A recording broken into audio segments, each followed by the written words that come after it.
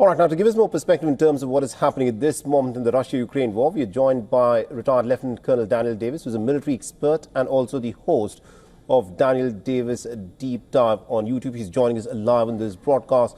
Now, Colonel Davis, now looking at what is happening in the Kirk's offensive, the reports that are coming in, they point that there are Ukrainian soldiers who are deserting their positions even within the Kirk's offensive.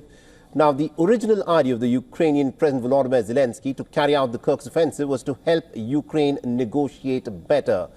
Do you think that strategy has now completely failed?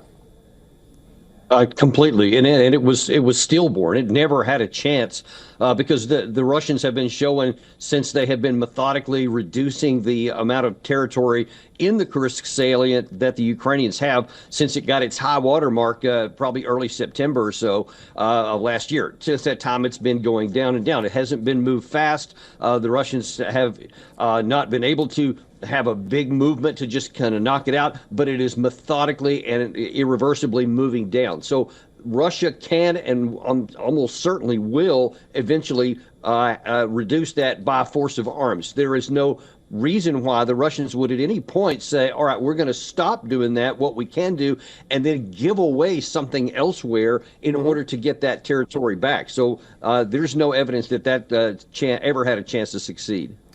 And also, we're just about a fortnight away before Donald Trump takes charge at the White House.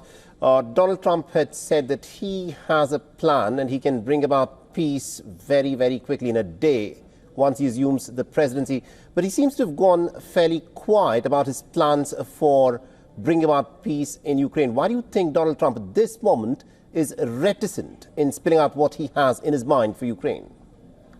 Well, I think that makes a lot of sense because you don't want to, publicly give away your negotiating strategy or let your opponent know what you are or are not willing to give or take in any given area. I'm sure that he's doing a lot of internal discussion. I know from some on his team that that's something they're working on right now. A big note overnight that the General Kellogg, his President Trump's envoy for the Russia-Ukraine war, canceled a trip that he had planned just within the next couple of days to go to Kiev and then to several European capitals to talk about different parts of the plan. That was canceled, which tells me that they're probably doing some more internal discussions about what they actually want to do or what they think is possible before they even send our emissary to our allies. So I think that President Trump is now very much aware of the real situation to go on the ground. He's, I think, now authorized to get intelligence reports as he's the incoming president. So he has a better visibility of it than he did during the campaign.